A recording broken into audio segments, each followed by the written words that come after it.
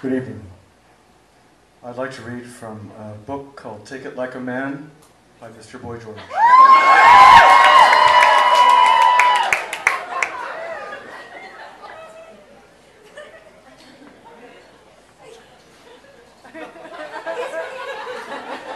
The partying finished at 6 a.m. I managed to get an hour's sleep before being dragged off to Gatwick. I took my smack with me and finished it off in the executive lounge loo. The next thing I knew, I woke up at the Beverly Hills Comstock Hotel wondering how I got there. The flight had been an embarrassment. I spent it snorting like a pig, coming round briefly to throw up over myself and eat a lighted cigarette. My poor old manager, Tony Gordon, didn't know what to do. He was just praying that it would be accepted as normal pop star behavior. My trip was for a cameo performance at the cartoon action series, The A-Team, my acting debut.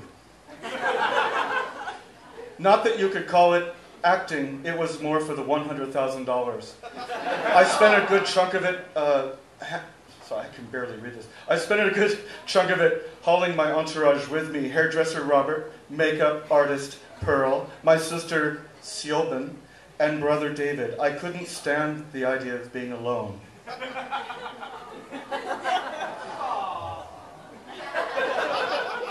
In the episode titled Cowboy George,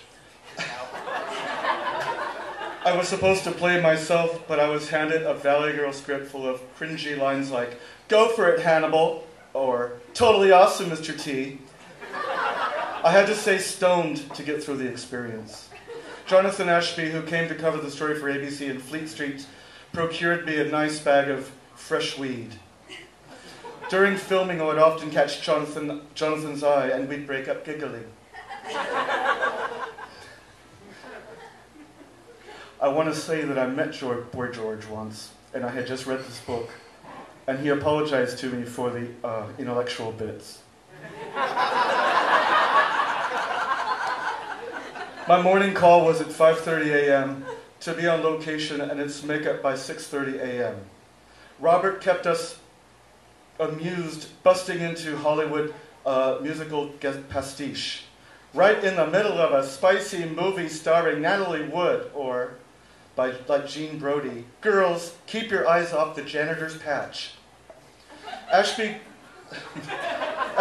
quoted me in the Daily Mirror, "This is one of the most boring things I've ever done." There was some fun hiding from Mr. T, who would barge into my Winnebago every morning and talk about how wonderful he was. There was a running feud between Mr. T and George Peppard, though Peppard showed more reserve. One afternoon there was a scheduled photo call. Mr. T refused to be in the same picture as Peppard. I just stood there with a blank smile. Afterward, Peppard apologized to me both for and his young wife. Seemed totally down to, both him and his young wife seemed totally down to earth. Mr. T was fabulous too, but his ego was 22-karat gold like the chains around his neck. Towards the end of the filming, Marilyn joined me from New York, and sorry, this is a long passage. And Ron and Mikey flew in for the cartoon. Originally, the band had no part. I cannot read this. Had no part in the show, but they kicked in a fuss. So Tony had a word with the producers and wrote them in. John said he would look better with the album due to be released. I knew it was just ego. I hated having John around, posing about the set in his tasseled Lurix cowboy shirt, creeping about Sibion and David in the hotel bar. He did his best to be nice and gave me a music box, but I was too contemptuous to receive it gracefully.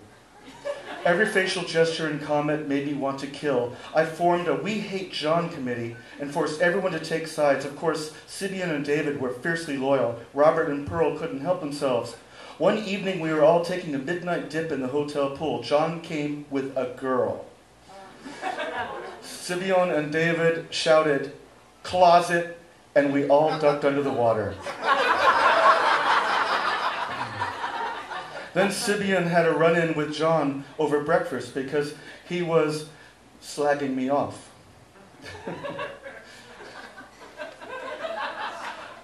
Thank you.